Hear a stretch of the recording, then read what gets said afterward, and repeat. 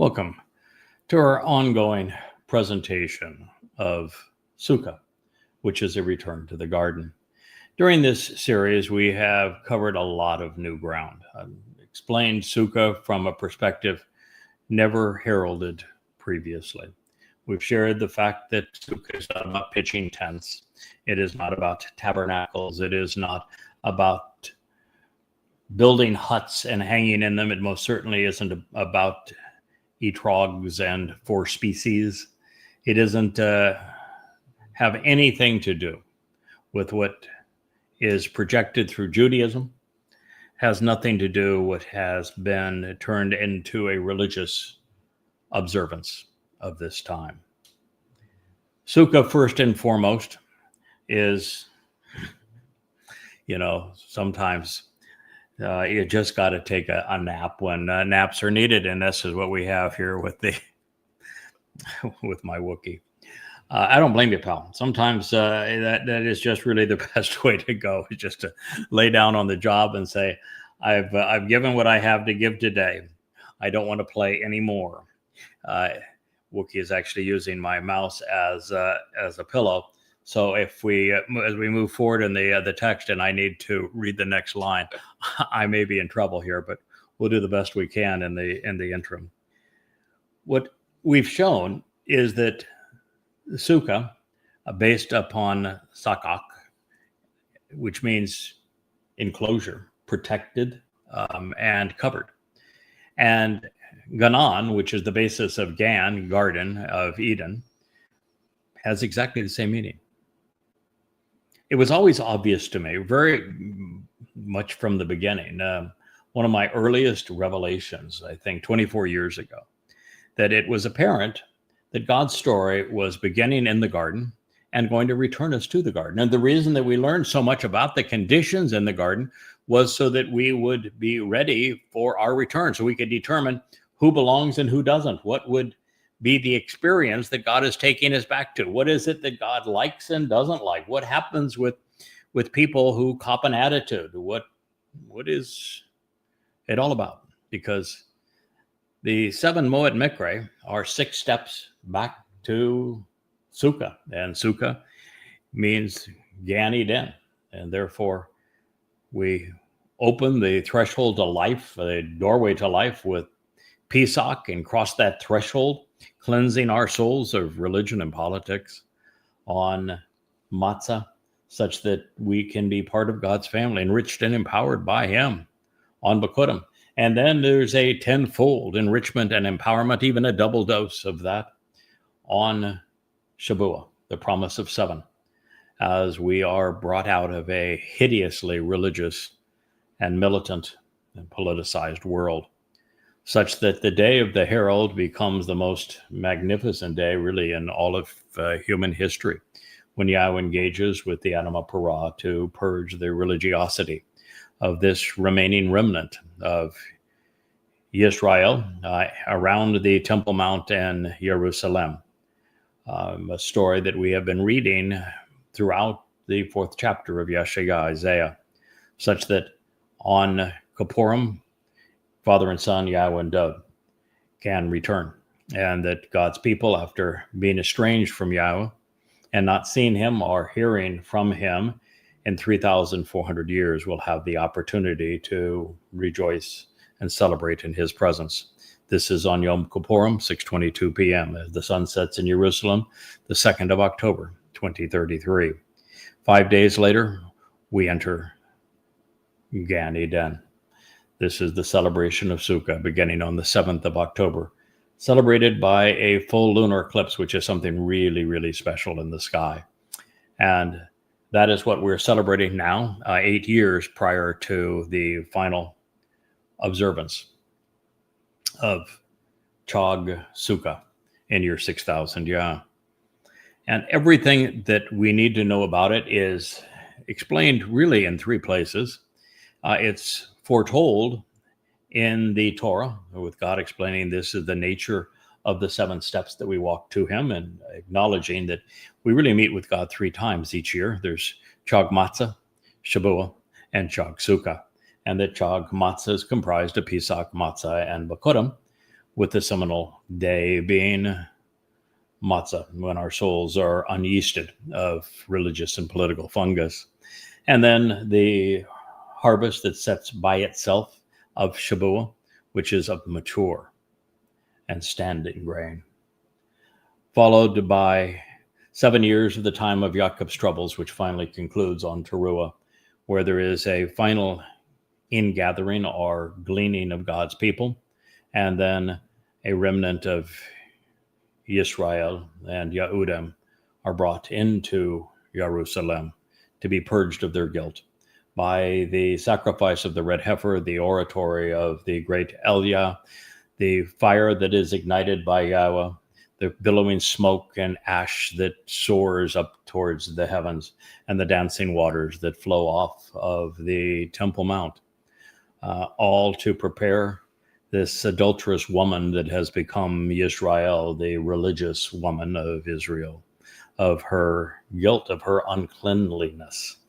And this then leads to them being able to celebrate Father and Son's return, as it is told to us in Zechariah 12, and the result of the infusion of the Torah guidance inside of us in Yirmiyah 31, and all orchestrated by Elia pursuant to the instructions that have been presented by Yahweh through the prophet Yashayah. It's all there for our consideration in all of these different places.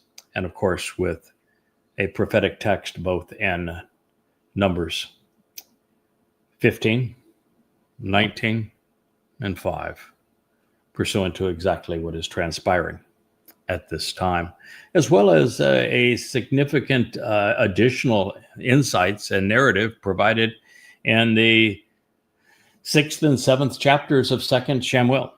These are all contributors to this marvelous return to the garden. And it has been in these programs where you have been the first to hear this, the single most important story that could ever be shared with you, and you are now the first to benefit from it. Now, one of the things that I shared in a program a couple of days ago was the whole nature of what transpired in Eden, because we were witnessing it before our very eyes. What we've noticed is that, thank you, Wookie. What we noticed is that Yahweh created Adam for companion. Yahweh is shown having an ongoing relationship with Adam, enjoying life together, walking the garden together, working together, communicating together. Yahweh, as a good father, gave Adam instructions. These are things that are prudent for you and things that will not be good for you. And they have what is really a delightful relationship. And it's indicative of what God would have in store for us going back into Eden. This is exactly what he intends for us. But Yahweh realized that man alone is dependent, and God's not looking for a dependent.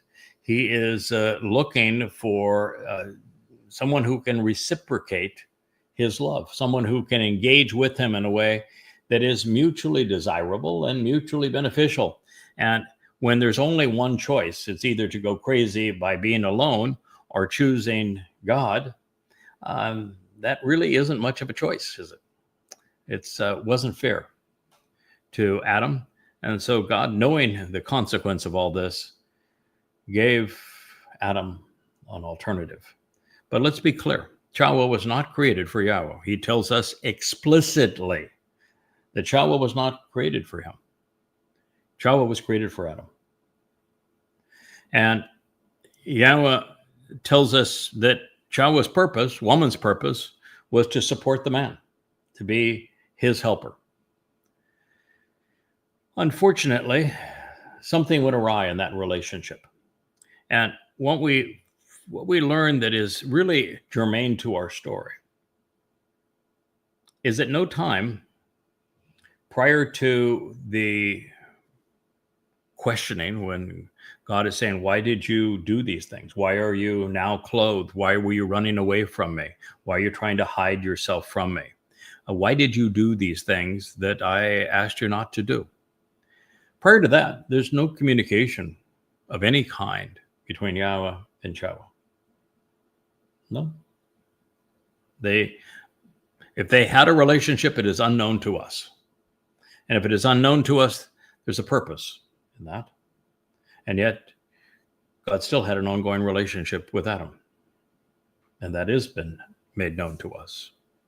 So there is something about male, female, the differences between us that God prefers to work with, to enjoy the company of.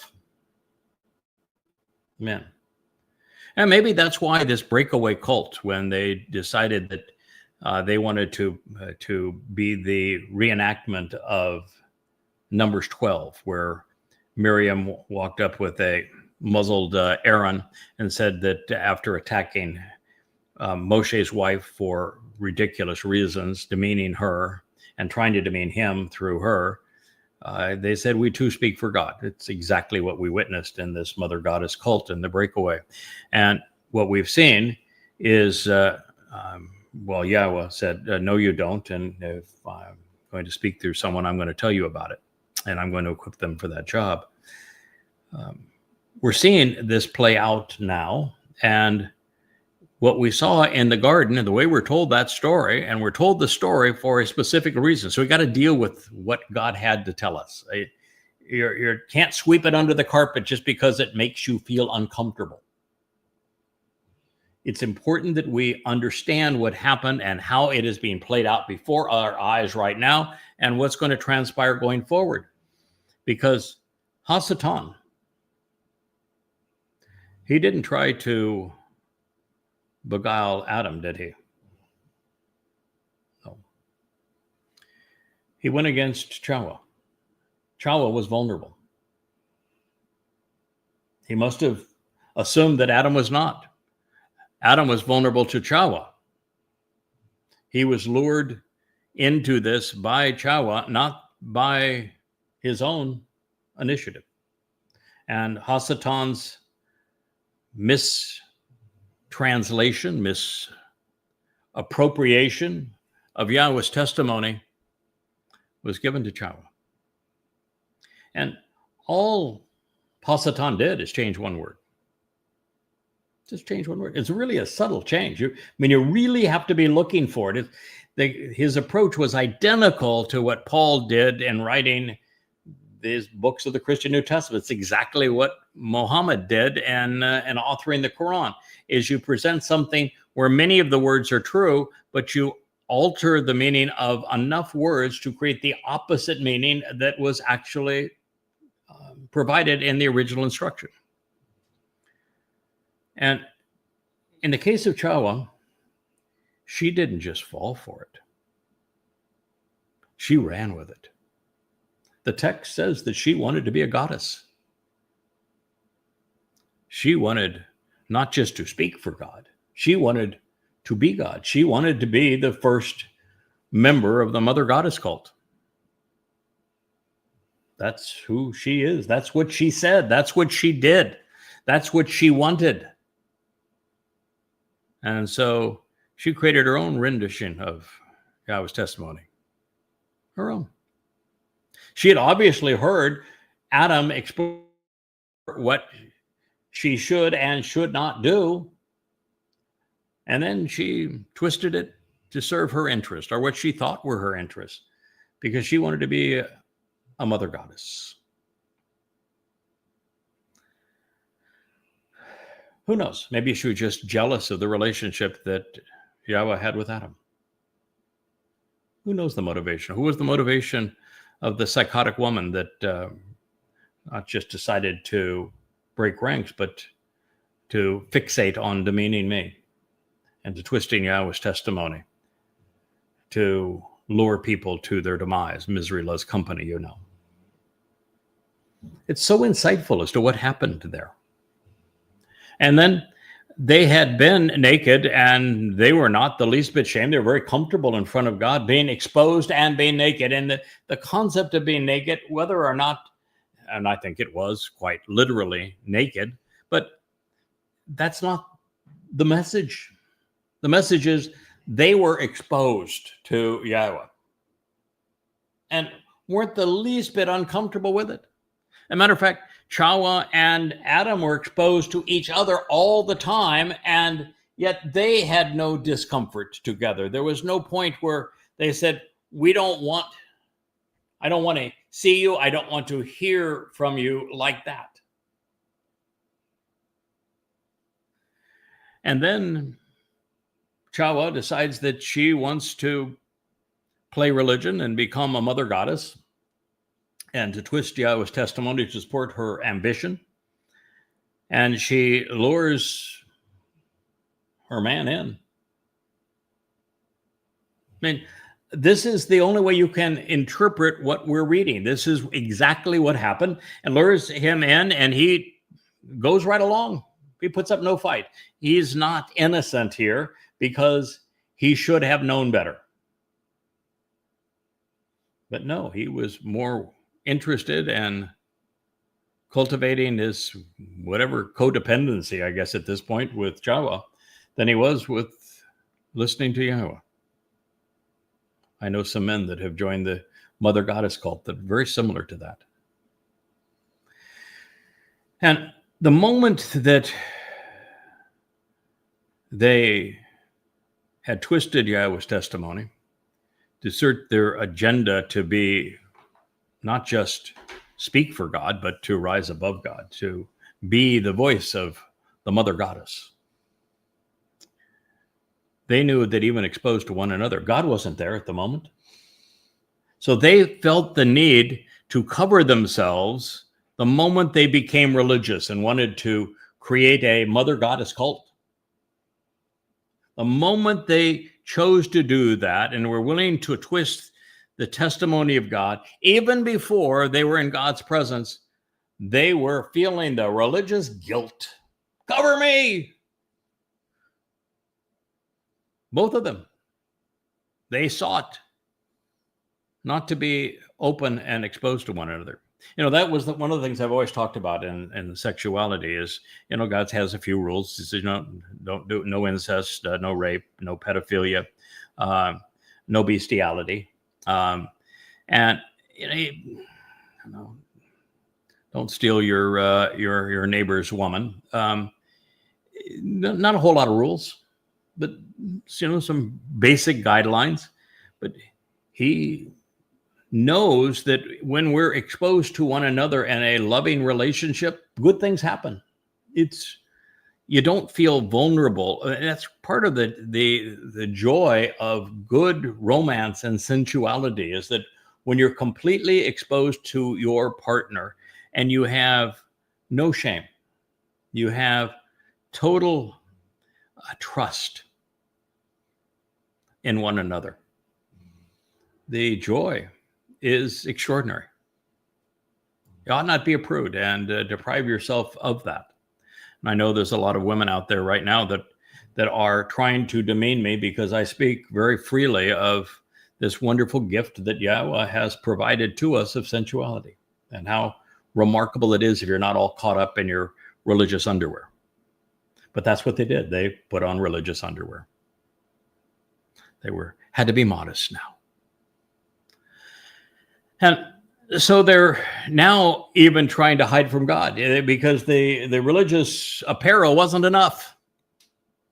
They're trying to hide from God. They hid from one another with the coverings, and now they were trying to hide from God. And so the first question, where are you going? Why are you hiding? And who told you were naked? What did you even deem to even consider this?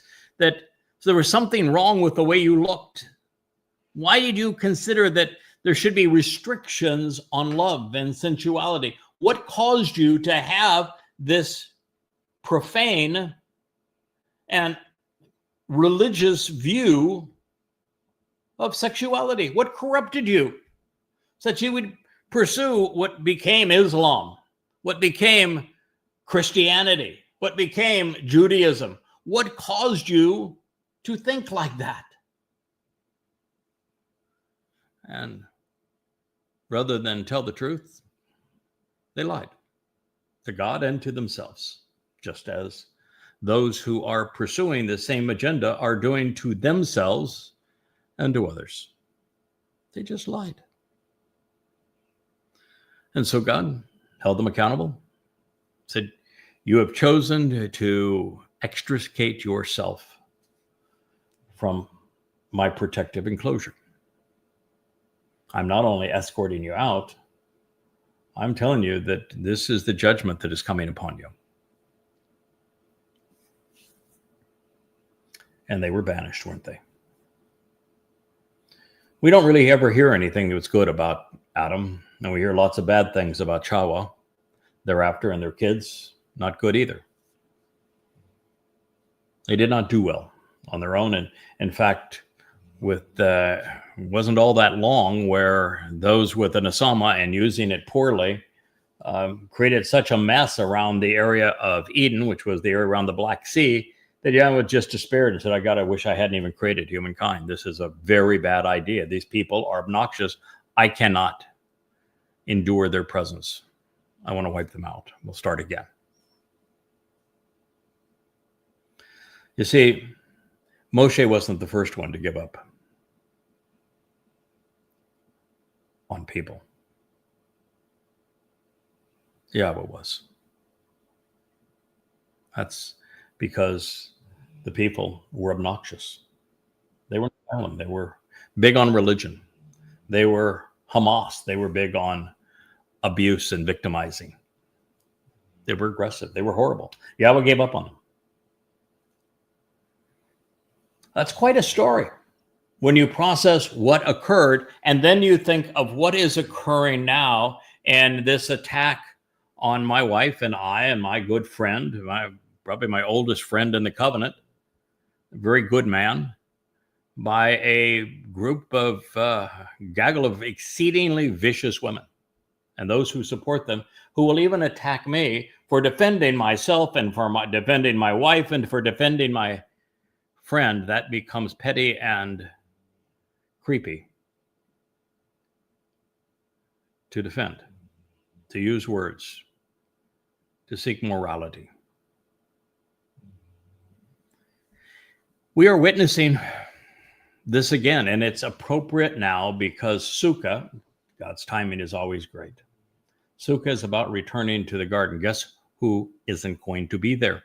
The first mother goddess, booted. The follower of the first mother goddess, booted. Something to think about. The children of the mother goddess, they didn't get back in, did they? Pretty straightforward there, Rich. What do you think? Can we file criminal charges first? Because that's coming. Yeah, I think so. Yeah, the online stalking and slander is a crime, and we may very soon file. That's what they want us to do. That's what criminal charges. But my view is that Moshe got his face plant moment when Dode gave up on everyone. He had to send somebody that took care of the problem. I'm flat out sick and tired of this. I'm disgusted by them. I'm repulsed. So I'm going to continue to do my job, and I'm going to share Yahweh's insights, because in every case, Yahweh was very clear.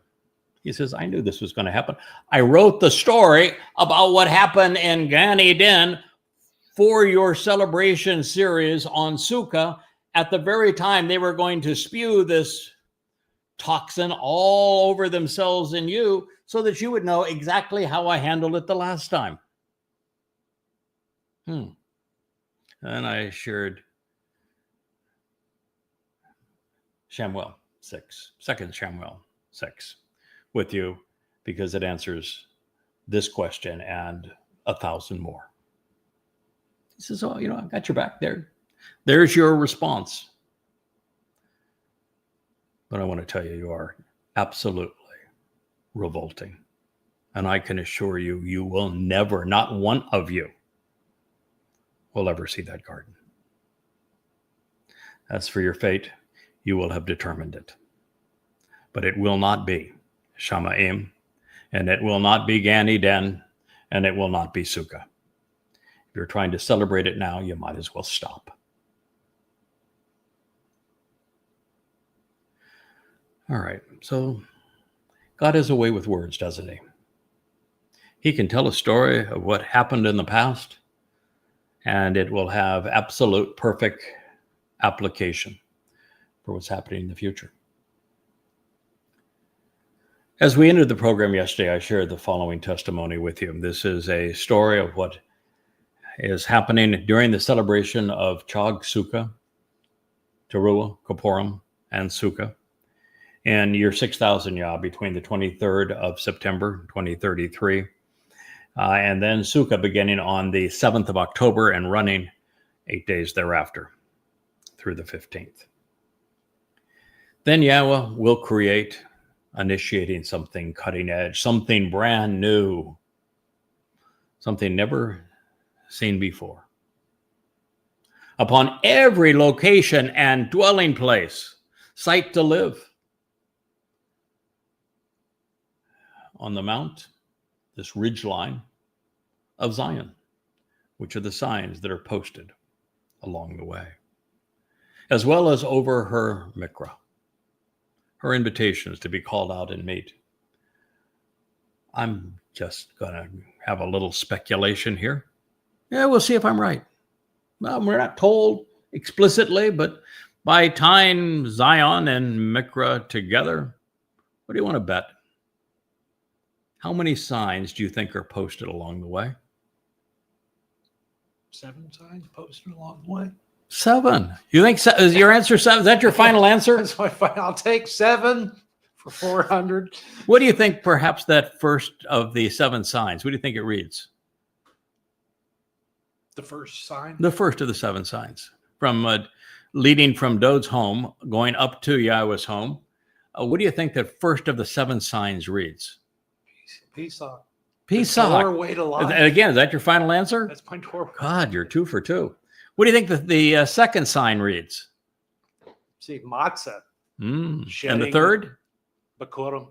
And why would those 3 signs be the closest to Dod's home along the way? Because that whole chag matzah is Dod. Fulfilling it, right? Fulfilling every bit of it. He's explained it. He fulfilled it. Yep.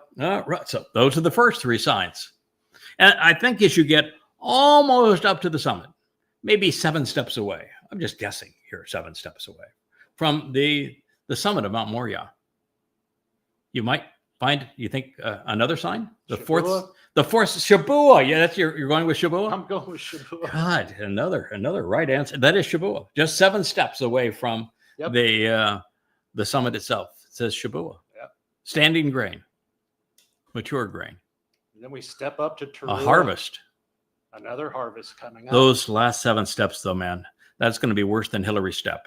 You know, familiar with Hillary Step, the last tough tread. It used to be the last difficult climb going up Mount Everest was Hillary Step. It now doesn't exist. It's just now a 45-degree ramp. Mountains are road and things happen. But that's the last hard climb. Those last 7 steps, for those who haven't been properly conditioned and prepared, those are tough ones. That's the time of Israel's trouble. And then you get right up to the summit, and you're making your way to the restored house for Yahweh's name. We've got 4 signs. Do you think there'll be 3 more? Yep.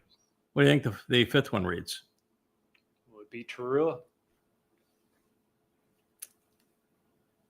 Teruah. That one's really important. That one's really, yeah. That one is. It's your that one's really second important. delivery, the last opportunity. You think that maybe Teruah would be a sign setting by that altar that is on the eastern side of what will be at the moment that this all occurs, a replica of the tent of the restoring witness, all visible to somebody sitting on the ridge, the slopes of the Mount of Olives, which would be synonymous with the Spirit. And of course, this particular harvest, because it is a harvest of olives. And so maybe the Mount of Olives would be where the witnesses will be sitting to watch the not only the olive harvest on Teruah, but also this presentation on behalf of those olives who have been left behind. Would that be a good connect? Yes. Maybe olives to olives? Olives to olives. Makes sense. Teruah, right there to where the Adamah Parah is going to be slain and roasted, presented. Preparing for the next step, which is Yahweh and So God's return. Right. So you think that's good. So then as we move towards the entrance, which would face the Mount of Olives, of the tent of the restoring witness, which will be placed, sort of where the Dome of the Rock has been. It'll be gone by that time. Would there be a sixth sign there? Kapurim would be the sixth sign, which would be welcoming. Welcome home, Yahweh. Welcome home, Yahweh. And this is your home. Yeah. Dode, this is your home.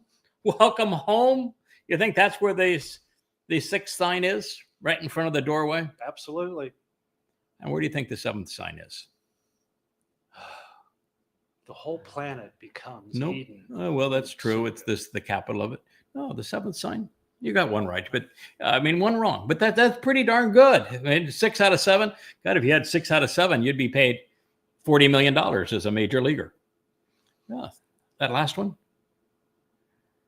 It's right next to the Ark of the Covenant that the Adamah Parah, the man from Edom, has repositioned underneath that tent of the restoring witness, and that seventh sign is going to be sitting right next to the Ark of the Covenant and the mercy seat that Dode's going to anoint inside of the tent of the restoring witness. And it says, "You're home." Yep. You're home. Dode's throne. Sukah. This is your throne, your home. Welcome home. Those are the 7 Zion for her Mikra. Now, how's that for making the testimony of the prophet Yashaya come alive in your presence? I can assure you, you've never heard that before. It's never been said before. It's never been written before. It's never been thought before. And how profoundly important is what you've just heard? Of course. It only has value if you choose to embrace it. Because there are alternatives. You can ignore it, or you can be among those who rebuke the source who is sharing these things with you. Your choice.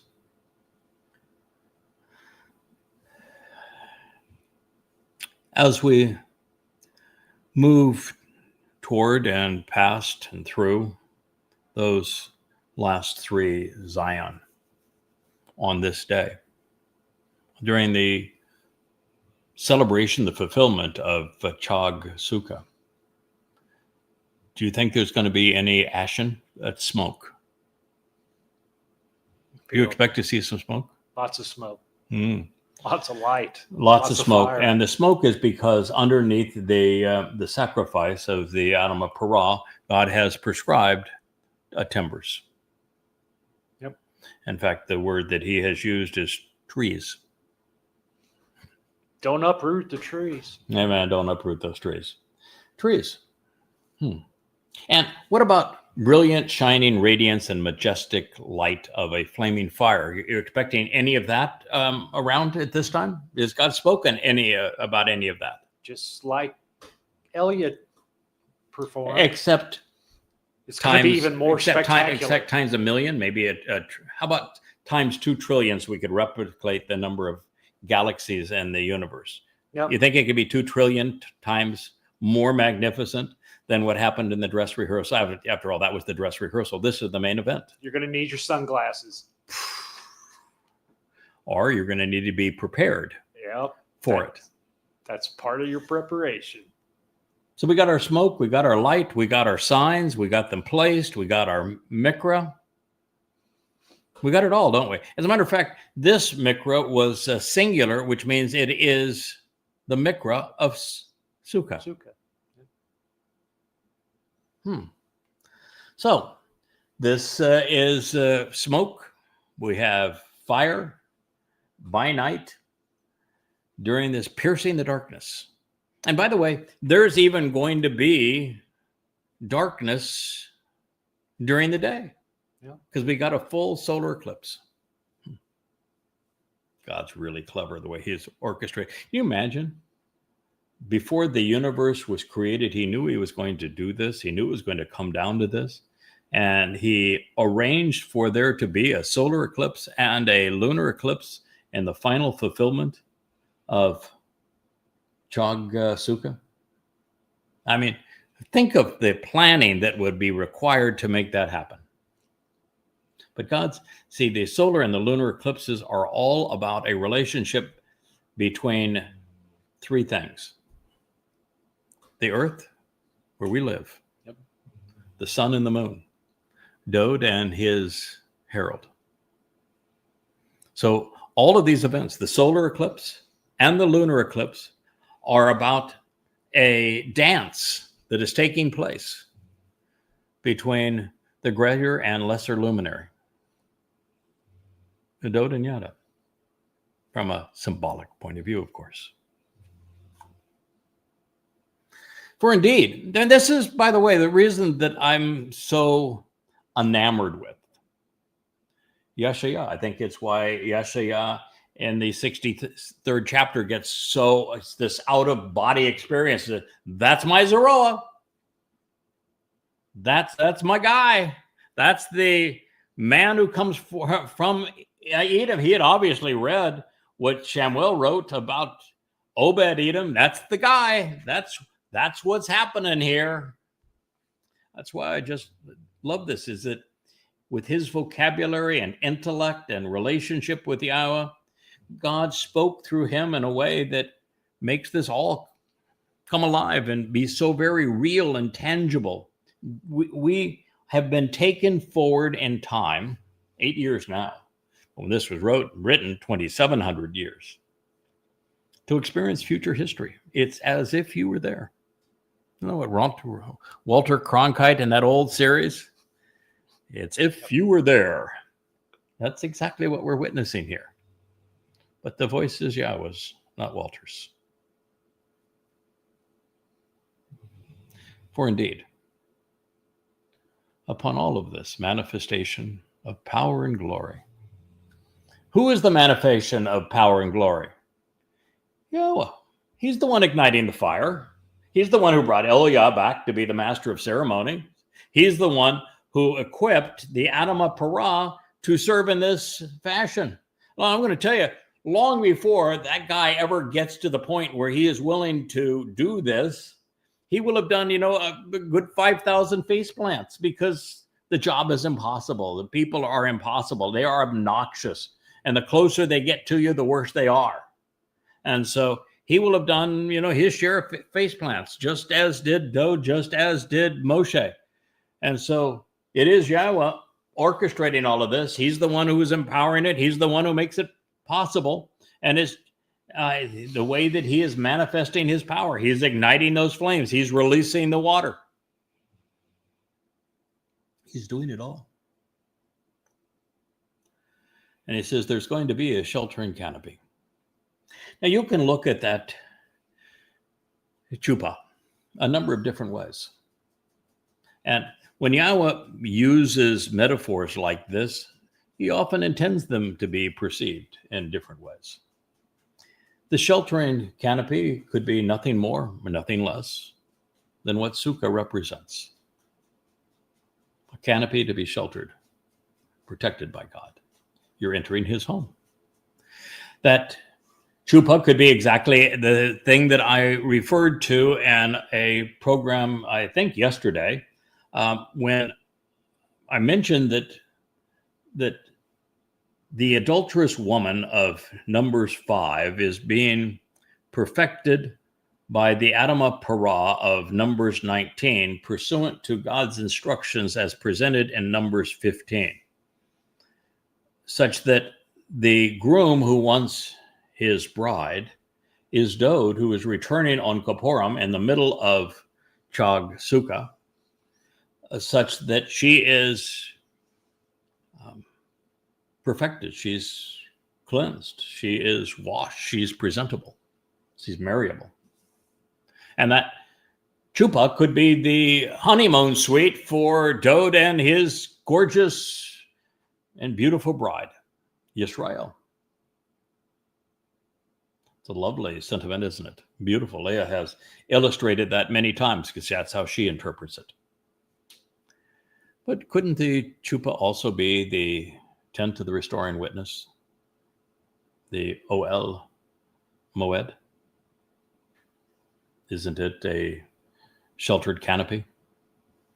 And won't it be placed over the Ark of the Covenant? Could be all of those things, couldn't it? It could also represent that since the verbal root of Sukah and the verbal root of Gan for shelters and for garden speak of a covering, a canopy, protective enclosure. Could speak of our return to Eden then, couldn't it? And then you'd be 7 for 7. Then you would be that seventh Zion sign could in fact be that I'm restoring the earth and bringing it all back to this sheltered environment of Eden.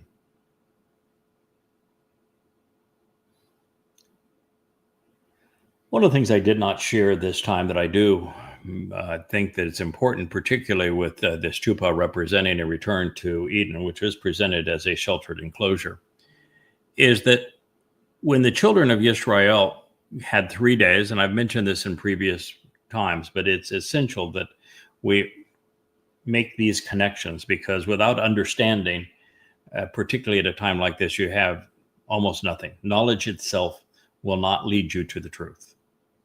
You're not going to come to understand Yahweh without comprehension. And the only way to comprehend is to make the connections between things. When the children of Israel were pulled out of the hideousness of Mitzrayim, where they were enslaved, where they were being worked to death, where they were suffering apartheid and genocide, in a very religious and political environment, a militaristic environment. And Yahweh freed them of those things with a very strong hand. They still had all of that stigma and stain in them.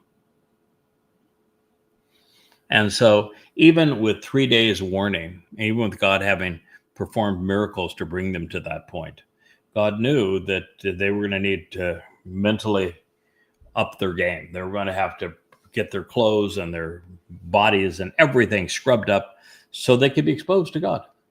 Being exposed to God is a lot. If you don't know who he is and you are not friends, you are not family, God's overwhelming.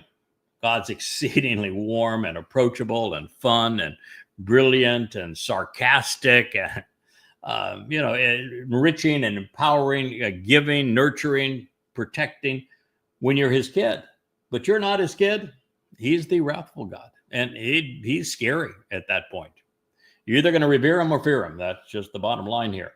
And so he knew what was going to happen. And the children of Israel, they were all filled with all sorts of religious misconceptions. And so when God appeared before them, his voice and his light, just as it'll be right here with the beautiful flames that are soaring up to the heavens, that booming sound of the roaring fire.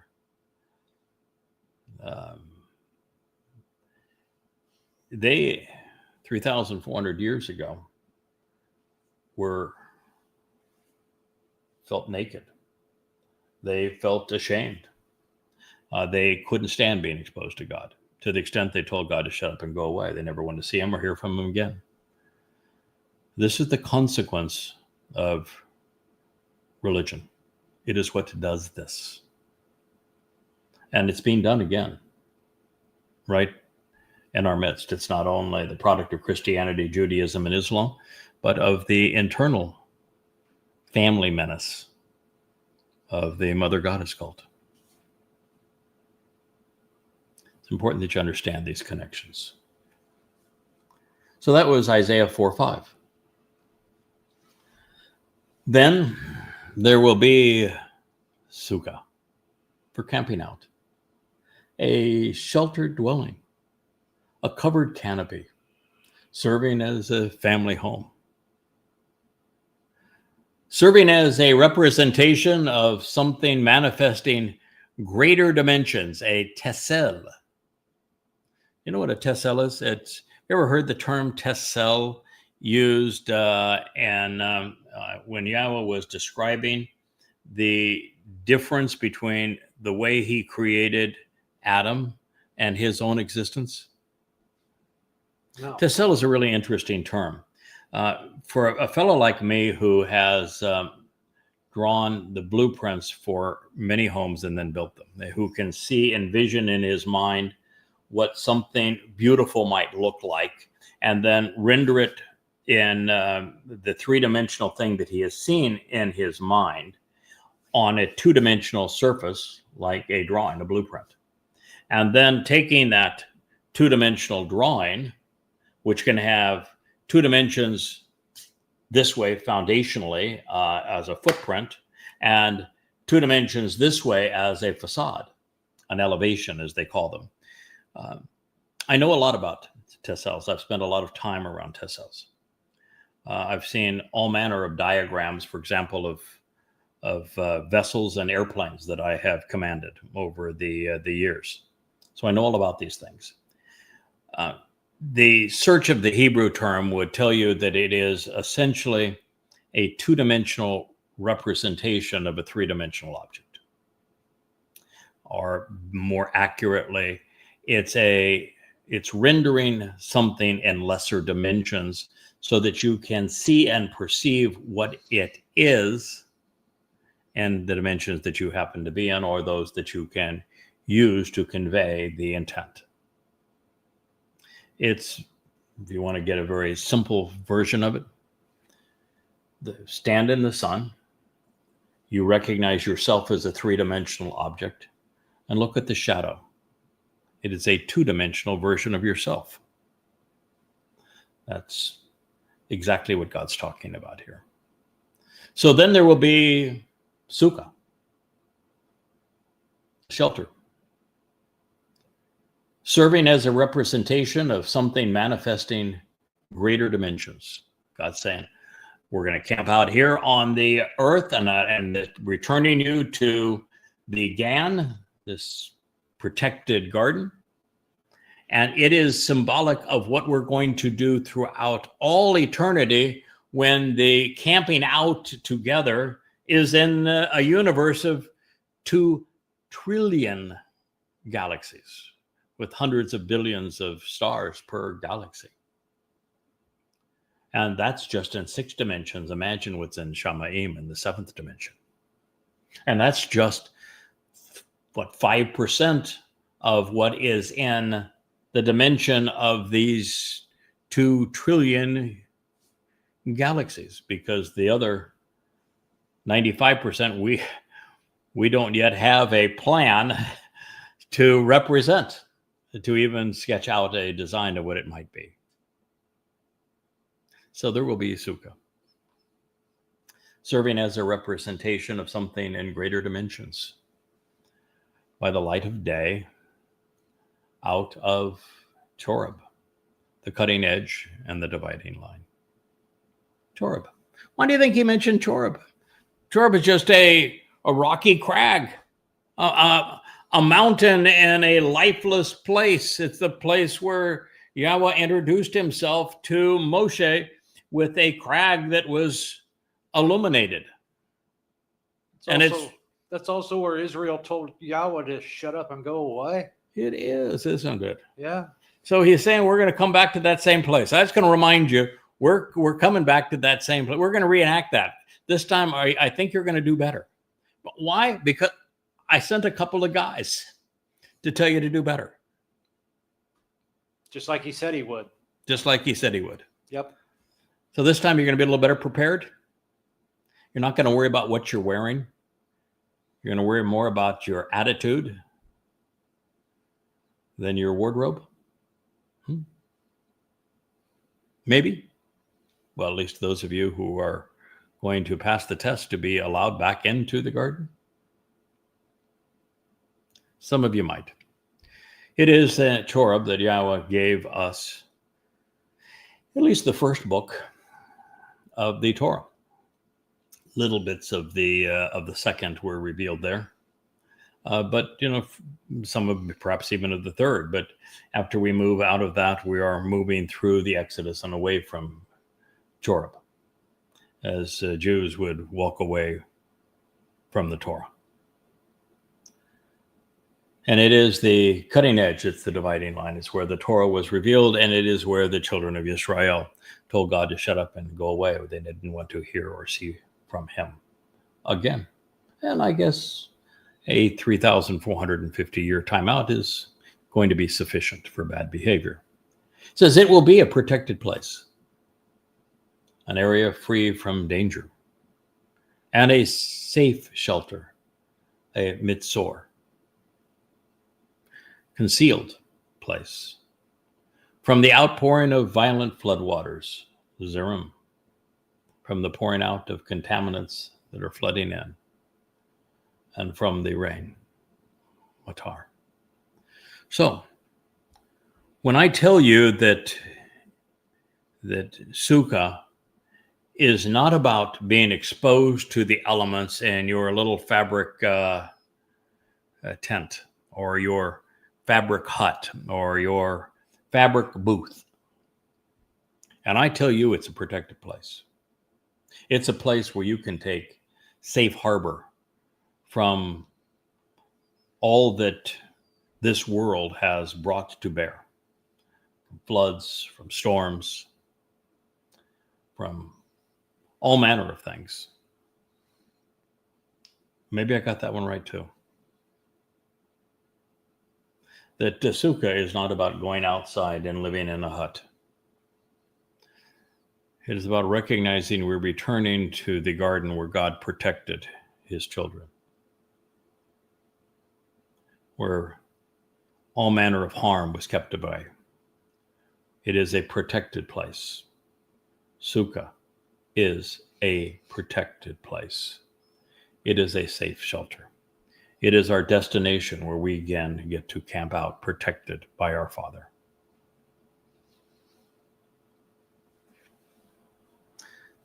It's pretty marvelous, isn't it?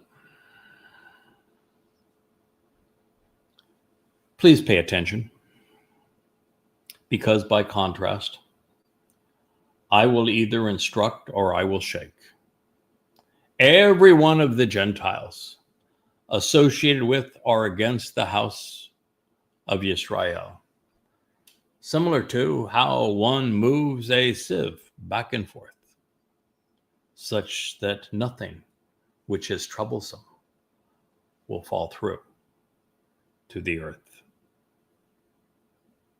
Holy mackerel, that is from Amos 9:9. So we have moved to a marvelous place that Yahweh has taken us, and we transition from knowing this great gift, appreciating this great gift that Yeshaya, Isaiah, just gave us. That was our reading from the 4th chapter. But I wanted, before we return to the Torah and its presentation of the Mikra of Sukah, which we've already begun, that there are a couple of other prophetic portraits that are pursuant to this day.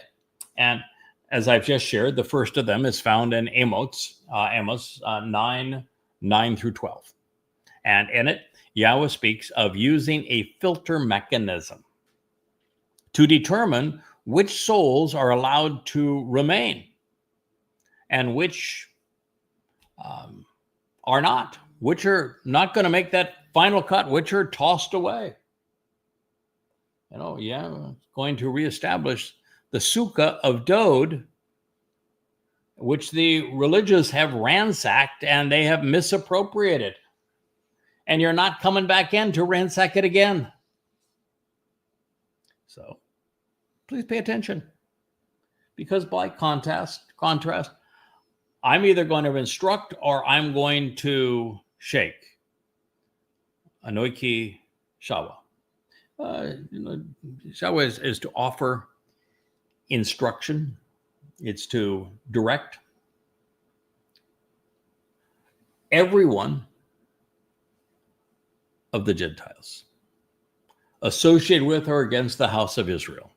You know that Mama Goddess cult that's out there?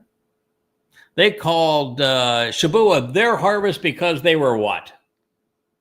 Gentiles not interested at all in God's people, Israel. They said, we're coveting this. This is ours, right? Yep. Yeah, so God's going to shake them up.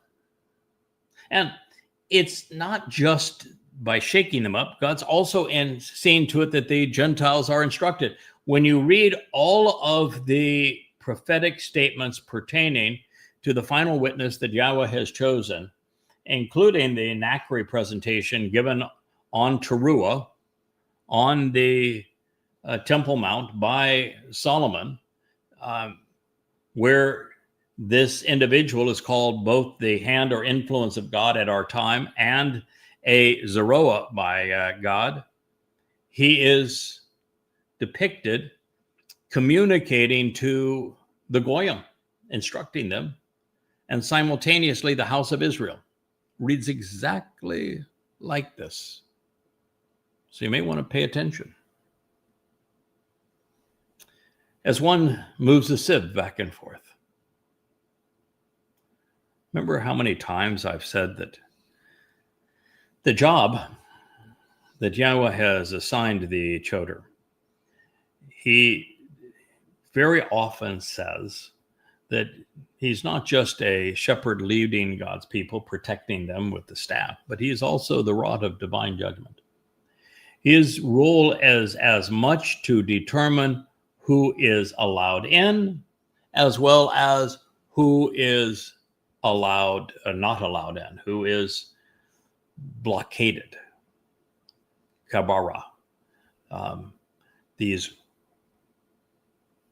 person waves and shakes the mesh screen and the sifter, this filtering device. Everything God has to say about covenant participation, the observance of the Moed Mikre, and the message that he will convey through his chosen implement, all gets down to this. He's not just the one who is removing the obstacles from the elevated path to God through Dod's sacrifice, but he is the one who is also holding that sieve, determine who is allowed through and who is not. And in this case, nothing that is troublesome will fall to the earth. It will all be contained within that sieve. And the sieve, is kind of like a net in a way, isn't it? It's like confining the riffraff, isn't it? You put your hand over that sieve, and you've trapped the negative influence, haven't you? Yep. I wonder where they're going to go. Lots of pressure. But it isn't the earth, is it? So they're not going to simply die because they're not coming to the earth. No. They are not going to. Dust to dust is not going to be their fate. They are going to get their wish. They're going to have their own little place of separation. They're not going to have to spend any time around that rotten Zeroah who they deny, that Nachri who they deny, this final witness who they they're going to be kept from having to endure that. Isn't that nice? But they won't be alone. They won't be alone. And they'll have one another. I don't know what they'll be wearing, but I'm sure it'll be modest. Now, it's imperative that God establish the means to ascertain who lives, who dies, and who is trapped and incarcerated. And particularly at this time, you can't have Eden plagued by religion and politics or conspiracy. We're not going to let T'Challa back in to twist Yahweh's testimony to play Mother Goddess. Been there, done that. God didn't like it. Didn't work out. We're not going back. By the Choreb, the cutting edge and the dividing line, every one of my people who have missed the way will die, including those who protest. The implications of wrongdoing associated with our companions will not be associated with us. No, no, no. Nor will we have to confront it such that it comes around to us and extracts a price from us. How dare you say that just because we are slandering you, we are condemning you, we're calling God's witness a lie, how dare you say that that behavior will have earned us a trip to Sheol? How dare you say it won't affect us? No, don't you worry. No, no, no. Smoke and mirrors. Can I have another large tent to wear that covers up my hideousness, please? Maybe I'll create a site that further demeans the voice of God so that no one knows that I'm really the one who is naked and screaming. And no, no, no, it's not us. It's don't you worry. I've got you all covered. We can find another way to demean him.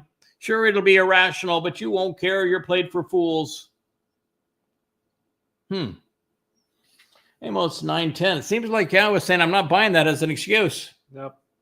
So much for the people that say, God does. I don't care what I call God because he knows my heart. So really? Yeah, he does know your heart. Yeah. Well, he's not happy with it. Here he's talking with the people who are vocal. Here, these are people who claim that they're Torah observant. These are by Choreb. These aren't the people who are out there saying, no, our faith is going to solve. They're not even reading this. They're not processing this. No, these are the insiders. These are the people who are standing beside Choreb, who were able to listen to what God had to say, who were presented with God had to say, and didn't process it, chose to rebel against it, chose to be just like the Israelis of the Exodus. Every one of my people who have missed the way will die. Yeah, you're not going to get an excuse to say, oh, but I didn't like him very much. But no, he had an ego. But no, he was too confident. He was too bold.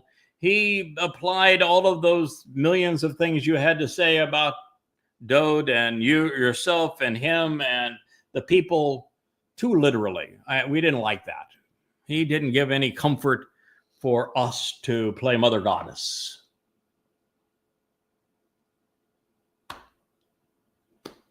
The way it was presented to you, you missed it. You're going to die. Now, that, by the way, those who are wrong, it could have been written, those who mislead, but the ones who mislead, not necessarily going to die. It's not, you're going to wish you could. Those who protest, oh, no, it's not going to happen to us. We haven't been associated with any wrongdoing. No, it's those other guys that are wrong. Not us. No, we're not hypocrites. Won't be associated with us. We're never going to have to confront it. How dare you say that about us? Doesn't apply to us. Just because it's perfectly reflective of who you are and what you have done. No, it doesn't apply to us. We're not going to have that price extracted from us. No, we can lie all we want to. We can tell ourselves that we speak for Mama God, and it's all going to be just fine. She'll have our back. Or not. During that day, I will erect and establish the Sukah, this sheltered dwelling of Dode, which has fallen. I will repair and restore its breaches, and then I will raise up whatever is in despair, and then I will rebuild it so it is like long ago, and it will endure forevermore.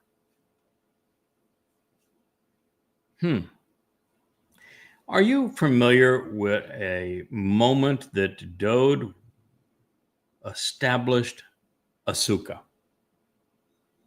When he put a tent on the Temple Mount. Are you familiar with any story that's pursuant to Dode trying to bring the Ark of the Covenant into Jerusalem, and then a fella doing a really stupid thing when it was going over the wrong threshing floor? He tried to control it, and Yahweh said, nope, that bull is pulling the Ark of the Covenant into Jerusalem. And he is resolving the guilt of my people, and you just impeded that message that I was giving, and the consequence of that is death. You breached, is the term that he used, my intent. And Dode got all pissy about it, didn't he? He didn't understand the priority. And he just flat out was wrong. And Dode should have understood it, because the Torah existed, and it's all explained in Numbers 5, Numbers 15, and Numbers 19. All explained.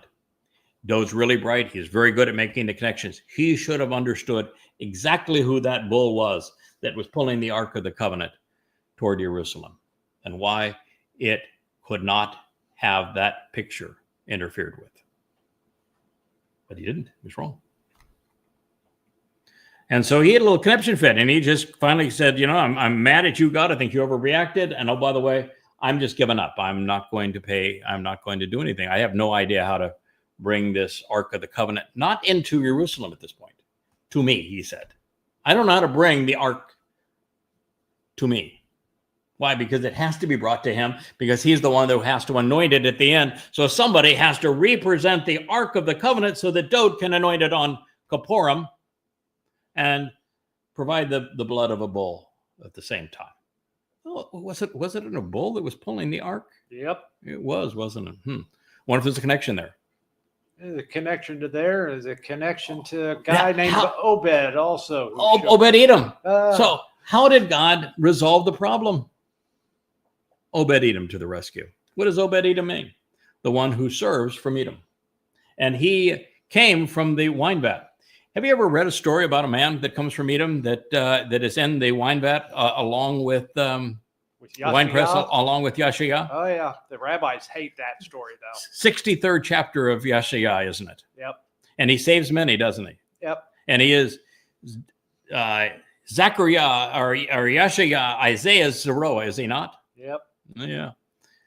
I wonder if there's a connection between the man from Edom who comes from the wine vat, is in that wine vat, and this Obed-Edom, who's the one serving from Edom, who is from the wine vat. Just part of Yahweh's beautiful word pictures. They all tell a story. And so what does this guy do?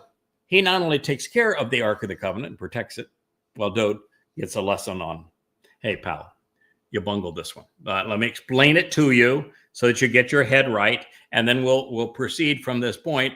And he did. And Yahweh extolled this man from Edom. And then who was responsible for repositioning the Ark of the Covenant where it belonged? The Obed-Edom. From Edom. Did Dode ever touch it? Nope. Did Dode direct it?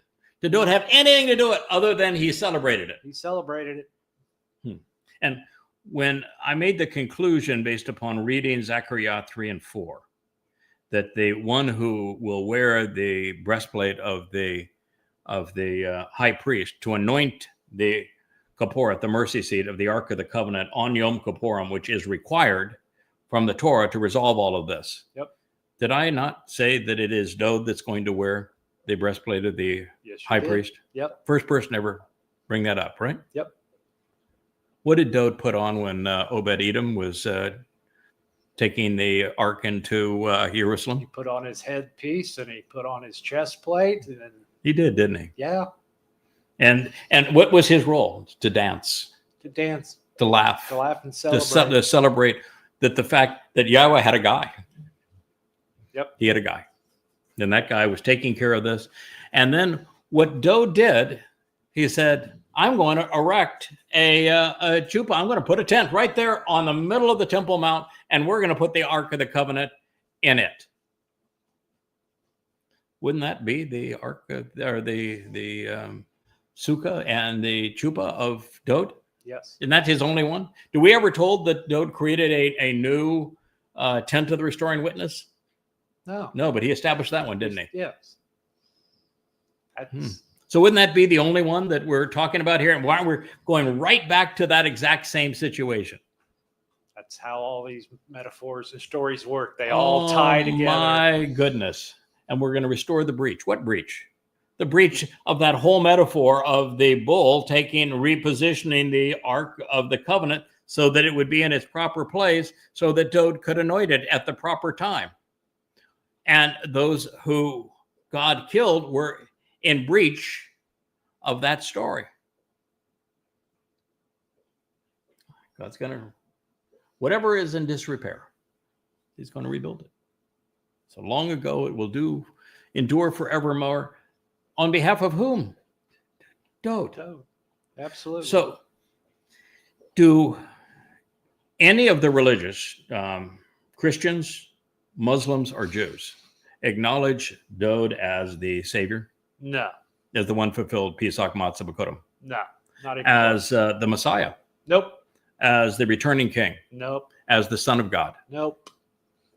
And isn't the Mother Goddess cult having a conniption fit with the idea that Dode fulfilled Passover because they're buying into the religious Judaism argument, because they're becoming religious as cultists, that Dode could not have fulfilled Passover because there's no human sacrifice? Isn't that their argument? Yep. There's no Masiach.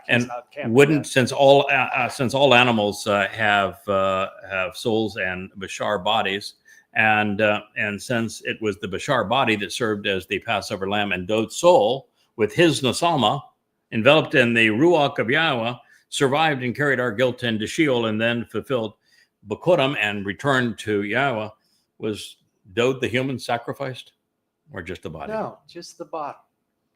And do you think that body became a on the pole rather than through the wrists and and his ankles where he was pierced and nailed? Do you think when the Romans were pounding those nails in, it magically transformed into Lammy? No, that would be creepy. So do you think that when Hasatan's minions kill and bludgeon the Adamas Parah for this final sacrifice of the bull, do you think that the man who is representing that is all of a sudden going to, as they take their wax, he's going to turn into a red cow? Oh, hell no. It's just so ridiculous. And do you think that the body that I'll be given away at that moment, that I have any regret in losing it? Body's irrelevant. In fact, aren't I going to be celebrating the fact that I was able to offer something that I want to get rid of at that point? Yep. And that it's serving a purpose? Don't you think it's a great celebration? And the me that is me is going to be beside Dode and celebrating this and say, hey, look what we're doing now, man. Yeah. We're literally living in the midst of the most important day that Yahweh has ever spoken of. People truly don't understand dimensionality and what's going to happen. Yeah. It's marvelous. And what are we doing this for? For Dode. And if you don't understand and you can't accept what Dode did, then you're in real trouble. And of course, this stupid insider cult that is pursuing this Dode can't be the Passover lamb because no human sacrifice. You know the reason they're saying it? It isn't just to rob Dode of his achievement, even though Dode explained that he was going to do it in first person in Mizmor 22 and 88, and it speaks of it again in Yeshaya 53.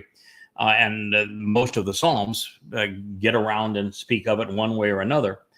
Even though it is obvious that is Yahweh's story and that Dode volunteered to do this, they are denying it, actually not because they have an issue with Dode. You know why they're denying it? They have an issue with me.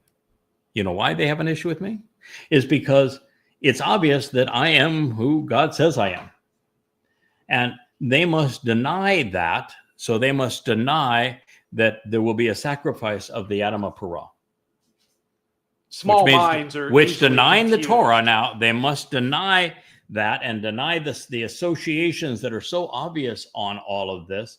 They must deny them because even though they were the first to acknowledge them, and even in their parting letters, they said, because you don't speak for mommy God, and many people are going to be misled and die. You won't be one of them, because you are the Adam of Parah and all. Even though that's what they said and their departing letters, they now must deny that, because if in fact God is accurate in his depiction, and there is nobody else in human history that has fulfilled this role, and the likelihood that somebody is going to come up miraculously and this next year to fulfill this role and without any prior preparation is zero, they must deny those things now, because if what they accepted as true is true, then they're screwed.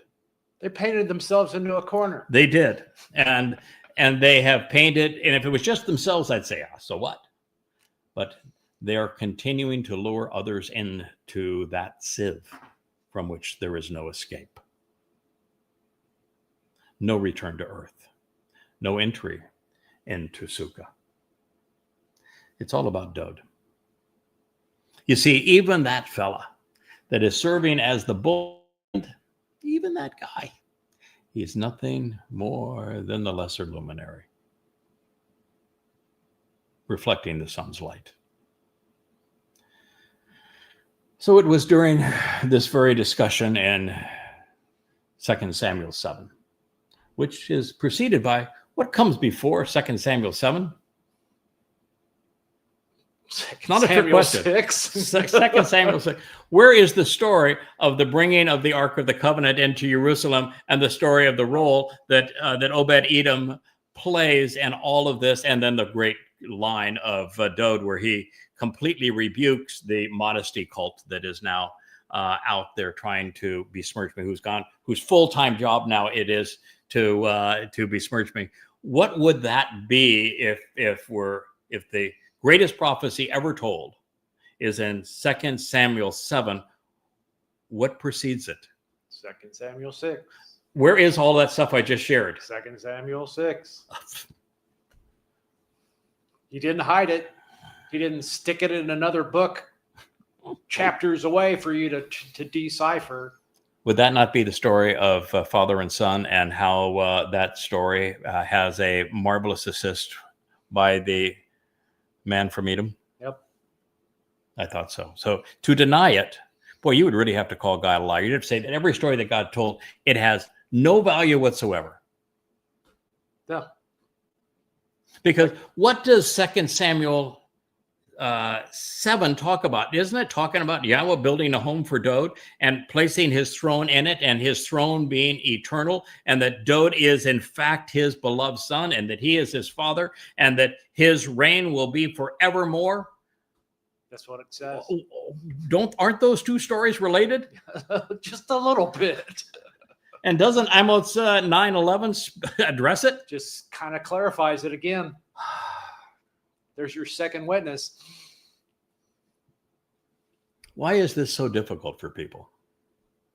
As a result, thank you, Wookie, for getting up, paying attention. This is important. So listen, okay? You listen. As a result, all of those who are called by my name will inherit that which is associated with whatever remains of Edom. Of Edom. Oops. Of Edom. Why do you think he spoke of Edom? Because maybe the man from Edom, maybe because Obed-Edom played a major role in the restoration of the Ark of the Covenant and its return to this celebration of Sukah. There's your word picture right there. Connect the dots, people. Oh my goodness. Will inherit whatever is associated in remains of Edom. Why Edom? Because of what the man from Edom represents. He is the one who lays down his life to restore the lives of this remnant of Israel so that they can re-enter the garden on Sukah. In addition to the Gentile nations, of course, we've learned that there are, as a whole chariot, dappled ones, bringing Gentiles in to serve as workers, which is not a pejorative. That is a very good thing. Yahweh loves to work. They are the workers of the millennial Shabbat of Sukah. And so, addition to Gentiles, prophetically declares Yahweh, who will make this happen? Amos 9:12. Thank you very much for listening. I appreciate Yahweh making my case. Good day.